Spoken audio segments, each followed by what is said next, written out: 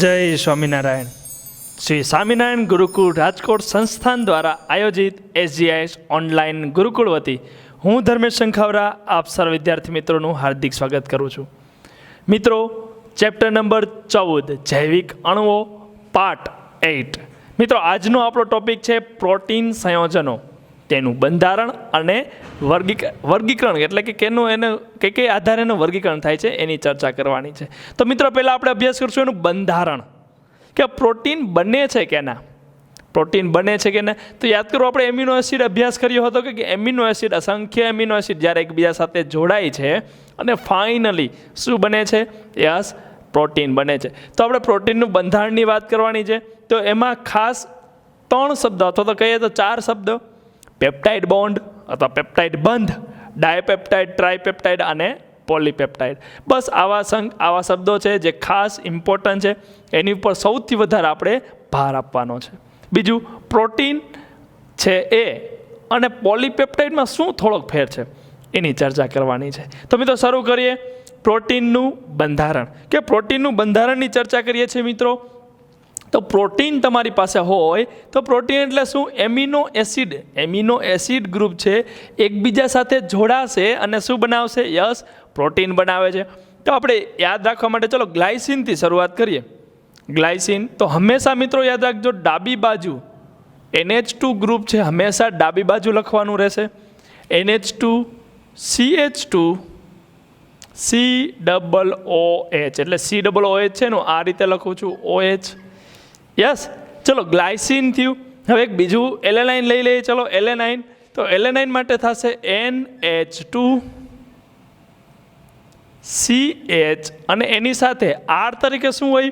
Yes, methyl હોય છે, CH3 અને COOH.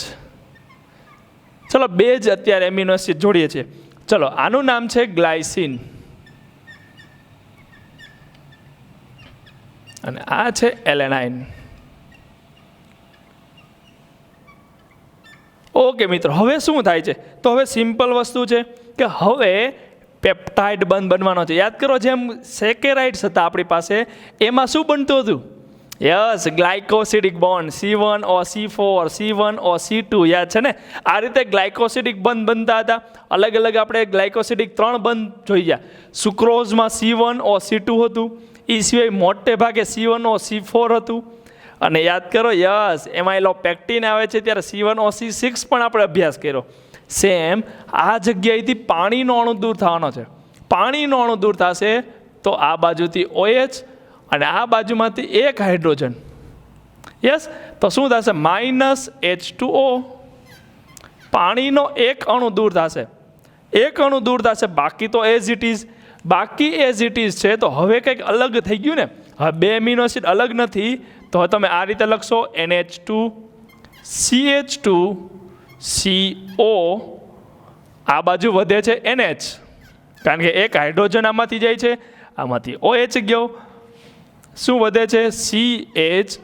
CH3 COOH. ક્લિયર? તો આ જે બોન્ડ બને છે એને આપણે પેપ્ટાઇડ બોન્ડ કહીએ છીએ, પેપ્ટાઇડ બંધ કહીએ છીએ જનરલી. એમાઇડ લિંકેજ કહેવાય ને મિત્રો. તો એમાઇડ બોન્ડ બને છે, હકીકતમાં એમાઇડ લિંકેજ કહેવાય, એમાઇડ. અને આ જે બન્યો એને પેપ્ટાઇડ કહેવાય. શું કહેવાય મિત્રો? પેપ્ટાઇડ. તો કેટલા જોડાય છે? કેટલા એમિનો એસિડ જોડાય છે? યસ, 2 એમિનો એસિડ જોડાય છે, તો એને ડાયપેપ્ટાઇડ કહેવાય. શું કહેવાય?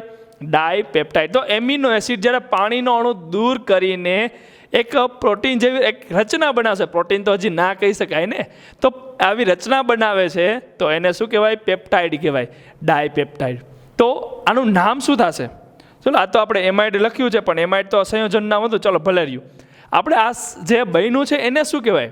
તો મિત્રો, એનું નામ લખવું હોય તો ગ્લાયસિલ છે, એનું નામ ચેન્જ કરવું પડશે. ગ્લાયસાઇલ થઈ જશે તો ગ્લાયસિલ. તમે પ્રોનાઉન્સિએશન કેવું કરો છો તેના ઉપર ડિપેન્ડ રહે.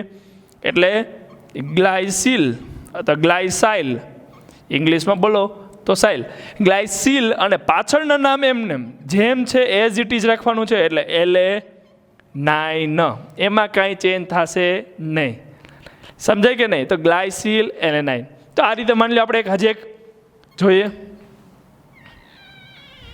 ચલો એક નવું જોઈએ કે એક આપણી પાસે નવો એમિનો એસિડ એટલે 3 ગ્લાયસીન રાખીએ. સિમ્પલ ગ્લાયસીન રાખવા છે તો NH2CH2COOH. હવે આપણે બહુ વિસ્તૃત નથી કરતા, તમે હોશિયાર છો, બધાને ખબર પડી ગઈ છે શું થવાનું છે. CH2COOH. ઓકે, સમાશે નહીં પણ આપણે ટ્રાય કરીએ. NH2CH2COOH. ઓકે, 3 છે ગ્લાયસીન,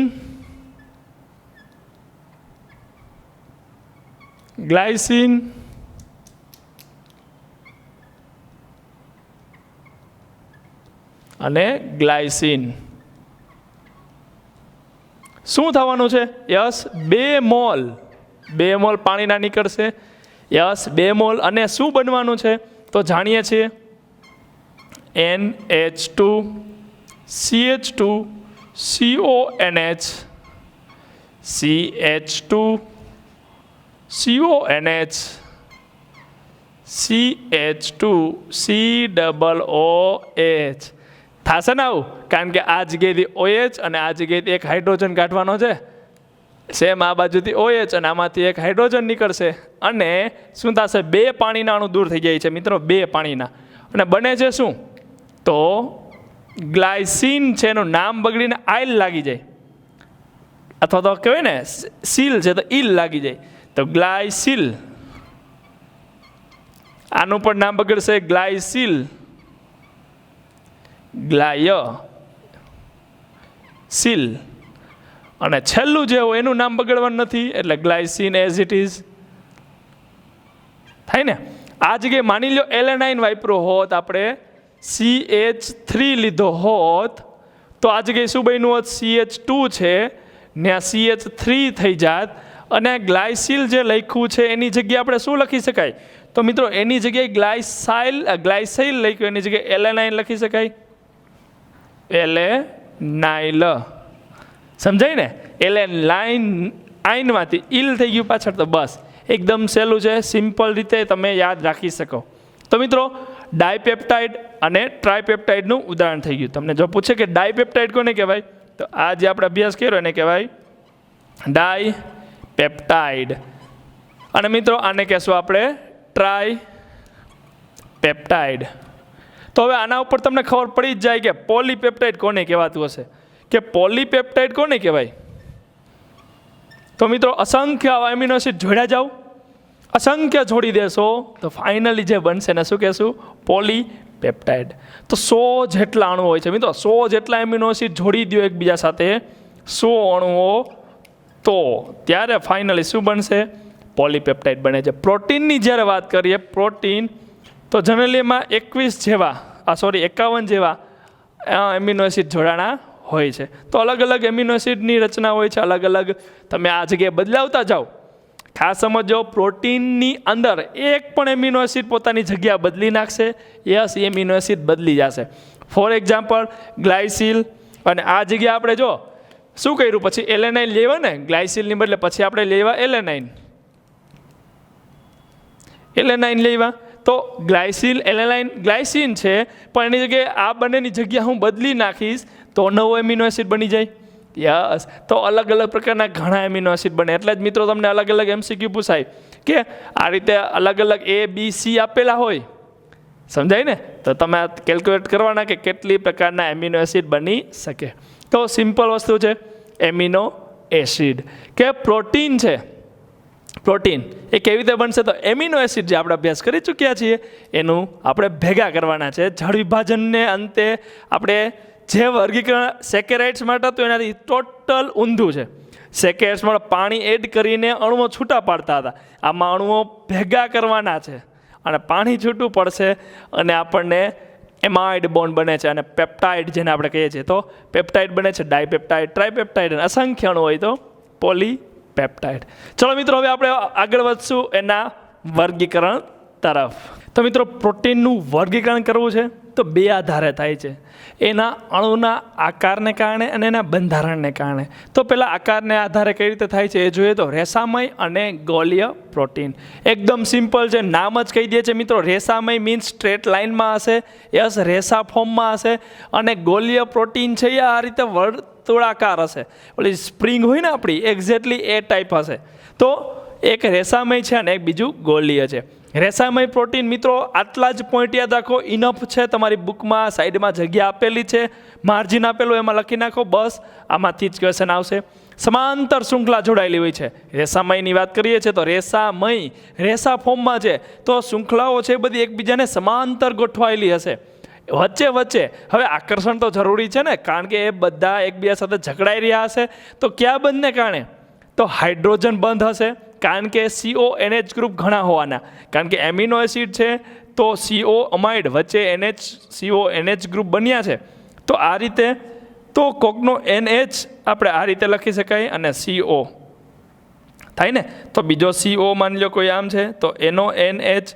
તો આ રેસામય હશે તો વચ્ચે વચ્ચે કહી શકાય ને કે હાઇડ્રોજન બોન્ડ ઘણા બનતા હશે. આપણે એવું હોય તો અલગ કલરથી જ જો લખવું હોય તો આપણે આમ કહી શકાય કે આ હાઇડ્રોજન બોન્ડ આ જગ્યાએ બનતા હોવા જોઈએ. તો હાઇડ્રોજન બોન્ડ અથવા ડાયસલ્ફાઇડ બોન્ડ, ડાયસલ્ફાઇડ બંધ. તો હાઇડ્રોજન બંધ અને ડાયસલ્ફાઇડ બંધ જોવા મળે છે. મોસ્ટ ઇમ્પોર્ટન્ટ મિત્રો આ બે પોઈન્ટ છે કે પાણીમાં અદ્રાવ્ય છે. અને ઉદાહરણ શું છે? કેરેટીન. કેરેટીન ક્યાં હોય મિત્રો? યાદ હોવા જોઈએ તમને. વાળ, રેસા હોય છે, રેશમ અથવા તો કહી શકાય ને ઊન. આમાં સૌથી વધારે કેરેટીન હોય છે. તો વાળ, ઊન, રેશમ આમાં સૌથી વધારે તમને કેરેટીન જોવા મળે છે.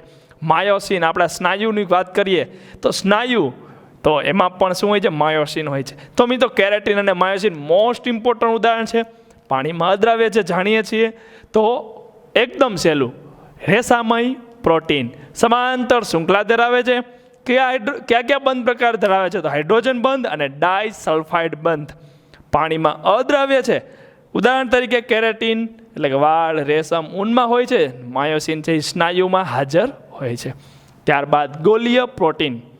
ગોલીય પ્રોટીન છે મિત્રો એ આ રીતે હકીકતમાં હોય છે.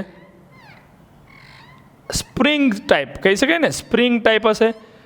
યા સ્પ્રિંગ, જે રીતે પેન્સિલનો આપણે છોલ કરીએ છીએ અને જે રીતે સ્પ્રિંગ બને છે એક્ઝેક્ટલી એ ટાઈપ હોય છે. તો ગોલીય પ્રોટીન ગોળાકાર સ્વરૂપે હશે. પાણીમાં દ્રાવ્ય હોય છે. ઇન્સ્યુલિન અને આલ્બ્યુમિન એના મુખ્ય ઉદાહરણ છે. તો યાદ રહી જાય મિત્રો, ઇન્સ્યુલિન અને આલ્બ્યુમિન. તો એકદમ સહેલું તમે જોઈ શકો છો, કંઈ અઘરું ખાસ છે નહીં. તો ગોળાકાર સ્વરૂપે હોય છે, પાણીમાં દ્રાવ્ય છે. ઇન્સ્યુલિન અને આલ્બ્યુમિન એના મુખ્ય ઉદાહરણ છે. તો મિત્રો આગળ વધીએ એના નેક્સ્ટ વર્ગીકરણ તરફ.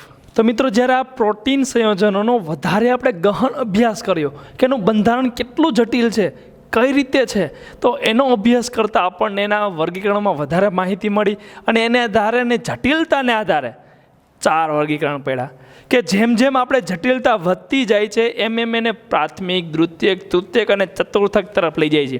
એટલે કે ચતુર્થક છે સૌથી વધારે જટિલ, સંકીર્ણ કહેવાય ને, કોમ્પ્લેક્સ હશે. એટલે કે એનું બંધારણ આસાનીથી પ્રિડિક્ટ થઈ શકે નહીં એવું હશે. તો શરૂઆત કરીએ પ્રાથમિક, જે એકદમ સિમ્પલ છે કે પ્રાથમિક બંધારણ કેવું હોય? તો એક અથવા વધારે પોલીપેપ્ટાઇડ શૃંખલાઓ અસંખ્ય જોડાયેલી હોય છે અને ચોક્કસ ક્રમમાં જોડાયેલી હોવી જોઈએ. તો પ્રાથમિક બંધારણ એમાં એકદમ સિમ્પલ છે, એમાં કંઈ એવું બધું ખાસ છે નહીં.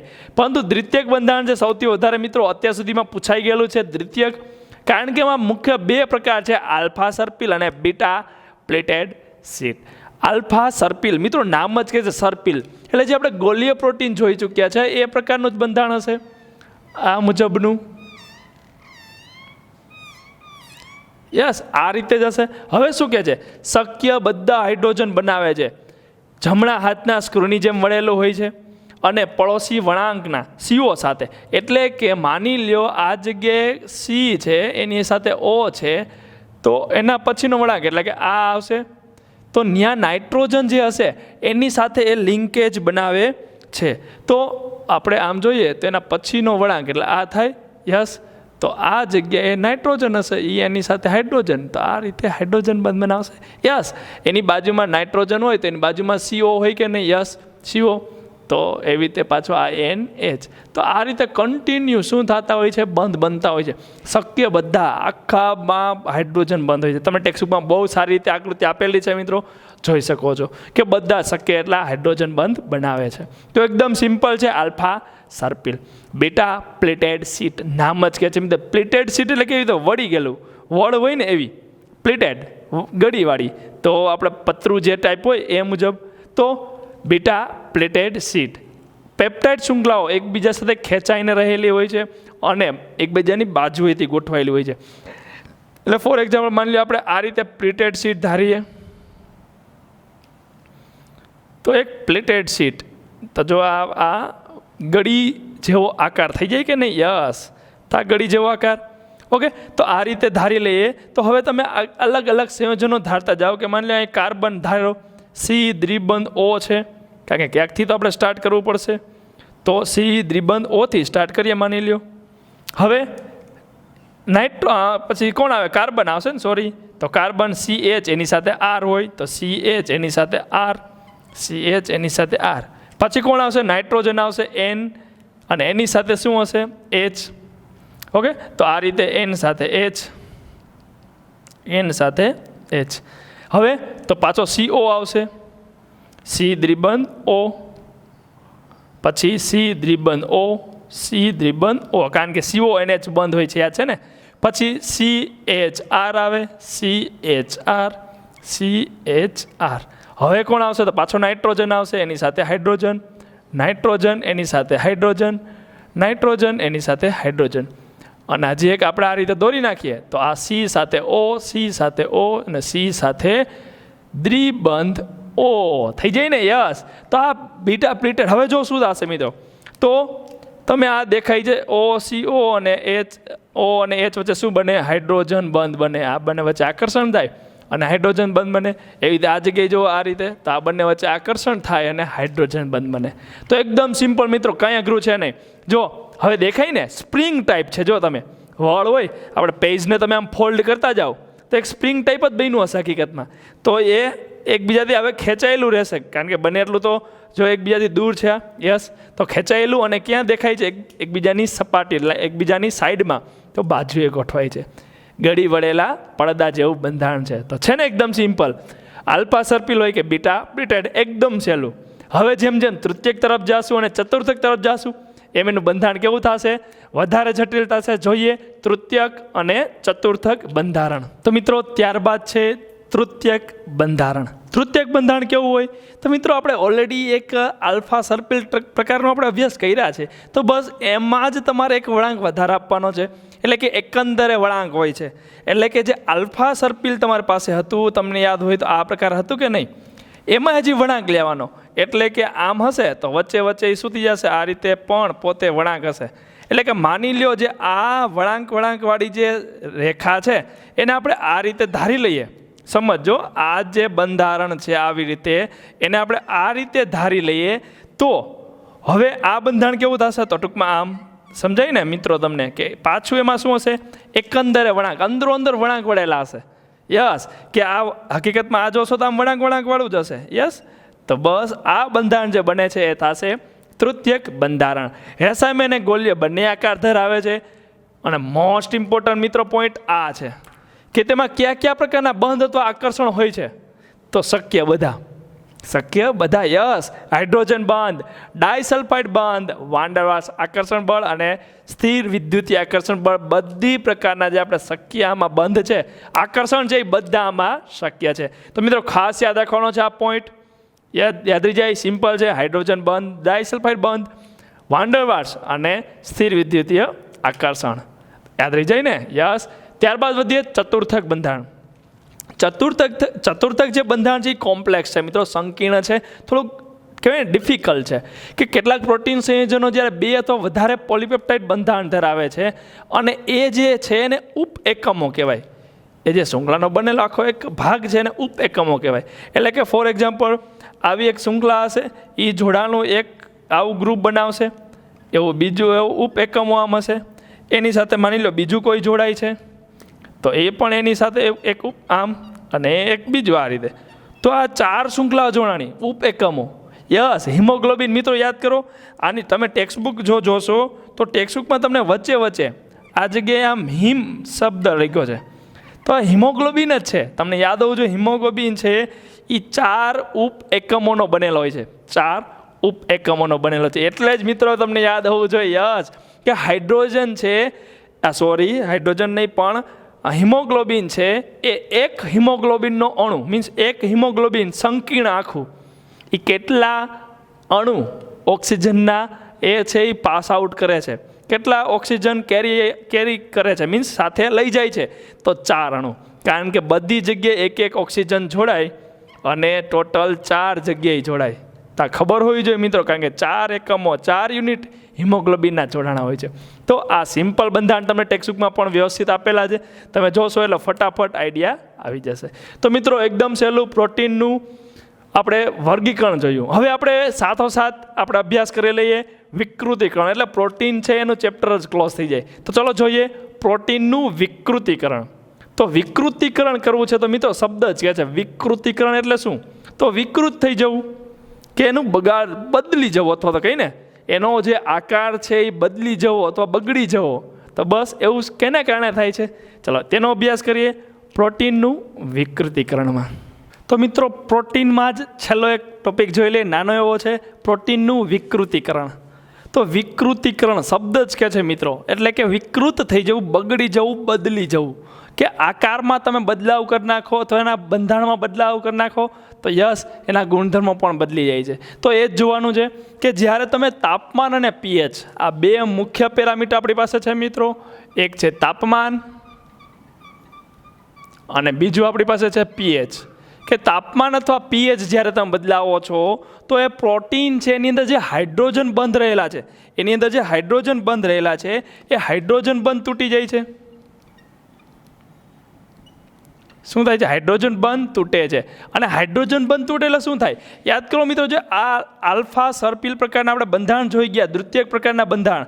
તો દ્વિતીયક અને તૃતીયક બંધારણમાં તમને યાદ હશે તો અહીંયા CO હોય, તો અહીંયા N સાથે H હોય અને આ જગ્યાએ હાઇડ્રોજન બોન્ડ હોય છે. અને એને કારણે તો સ્પ્રિંગ છે આમ એકબીજાની નજીક ગોઠવાયેલી હશે. જેવું આ આકર્ષણ તૂટશે સ્પ્રિંગ શું થઈ જશે? ખુલ્લી જશે કે નહીં? યસ. તો હાઇડ્રોજન બોન્ડ તૂટે છે તો જે આ એકદમ નજીક આમ સ્પ્રિંગ કહી શકાય ને હતી, એની બદલે હવે શું થશે? તો હવે તો એને કંઈ બંધોશ જ નથી ને, એ શું થાય? તૂટી જશે તો ખુલ્લી જશે. તો કહીએ કે આ રીતે, અથવા તો ફોર્મ આ રીતે પણ થઈ જાય. તો સિમ્પલ આ રીતે પણ બંધારણ થઈ શકે, અથવા તો આ આપણે દોર્યું એવી રીતે પણ જોઈ શકાય. તો કહેવાનો મતલબ એમ છે કે એનો બંધારણ છે એ બદલી જશે. તો દ્વિતીયક બંધારણ, તૃતીયક, ચતુર્થક જે આ બંધારણ આપણે જોયા એ સૌથી વધારે અફેક્ટ પામે છે, એને અસર પામે છે. પ્રાથમિક બંધારણને કંઈ વાંધો નહીં આવે, કારણ કે પ્રાથમિક બંધારણમાં આવું કંઈ હતું નહીં, સ્ટ્રેટ જ હતા, એટલે એને કોઈ પણ જાતનો ફેર પડતો નથી. પણ દ્વિતીયક, તૃતીયક અને ચતુર્થક બંધારણ હશે તો તાપમાન અને પીએચમાં ફેરફાર કરો, યસ એના બંધારણ બદલી જશે. મિત્રો ઉદાહરણ તરીકે ઈંડાની સફેદી તમે જોયું જ હોય, આમલેટ બનાવતા જોયું જ હોય છે કે જ્યારે એ ઈંડામાંથી જે પ્રવાહી નીકળે છે તો એ પ્રવાહી તમને કંઈ સફેદ નથી, વ્હાઇટ નથી, પારદર્શક અથવા તો કહેવાય ને એક પ્રવાહી ફોર્મમાં છે. પણ જ્યારે એ તવા ઉપર, ગરમ તવા ઉપર પડે છે તો શું થશે? એનું સ્કંદન થાય છે. તો સ્કંદન મિત્રો તમને શબ્દ યાદ હોવો જોઈએ. સ્કંદન એટલે શું? કોગ્યુલેશન થવું, મીન્સ નાના અણુઓ છે એ ભેગા થઈને મોટો કણ બનાવશે અને ગુરુત્વાકર્ષણ બળને કારણે નીચે બેસી જાય, એને કહેવાય સ્કંદન. યસ. હવે પૃષ્ઠ રસાયણ વિજ્ઞાનમાં ખૂબ જ વિસ્તૃત અભ્યાસ કરવાનો છે સ્કંદન શબ્દનો. તો સ્કંદન એટલે શું? નાના અણુઓ ભેગા થઈને મોટો કણ બનશે અને મોટો કણ બનીને બેસી જશે. હવે જ્યારે સફેદી, ઈંડાની સફેદીની વાત કરીએ છીએ તો અંદર જે પ્રોટીન હતું એ દ્રાવ્ય, અંદર જે લિક્વિડ હતું એની અંદર દ્રાવ્ય ફોર્મમાં હતું. સમજાય ને? એકદમ ઝીણા કલીલ ફોર્મમાં હતું. જેમ દૂધ હોય એમ. તો દૂધનું ઉદાહરણ પણ લઈ શકાય કે લેક્ટિક એસિડ, દહીં બનવું, કે દૂધ છે એની અંદર છાશ નાખી દો, કે દૂધ તમારી પાસે છે એના જે કણ હશે એ પહેલાં શું હતા? ફ્લોટ કરતા હતા. પરંતુ હવે આ કણ એકબીજા સાથે જોડાવા માંડશે અને કણ એવડો મોટો બની જશે કે યસ ગુરુત્વાકર્ષણ બળને કારણે નીચે આવી જાય. એટલે કે આપણે ફાઇનલી શું થાય છે? દહીં બની જાય છે.